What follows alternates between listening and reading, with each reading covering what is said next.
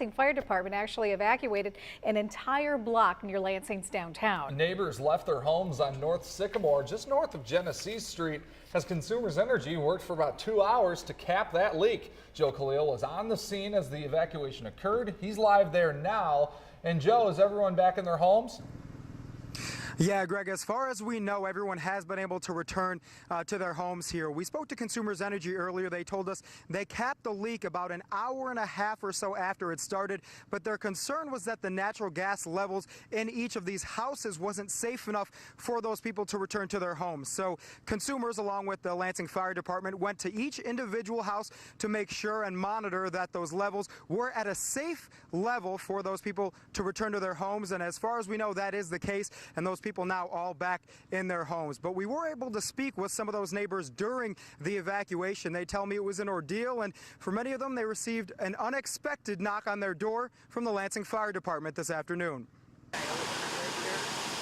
It was a day neighbors on this normally quiet block near downtown Lansing won't soon forget.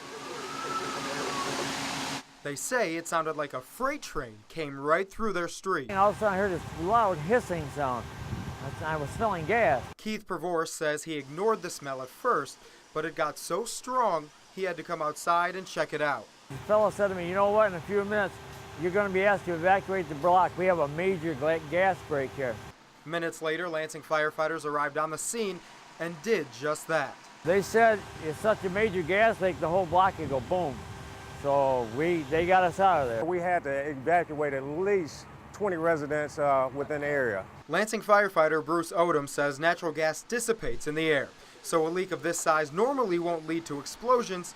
Still, authorities didn't want to take any chances. With gas, it is a low risk, but the thing is that you do have that chance that if it reaches a point of ignition, that it can erupt.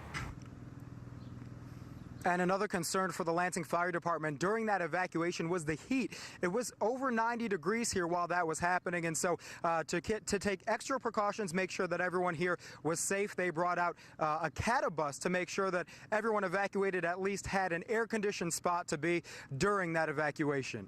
For now, live in Lansing, I'm Joe Khalil, 6 News.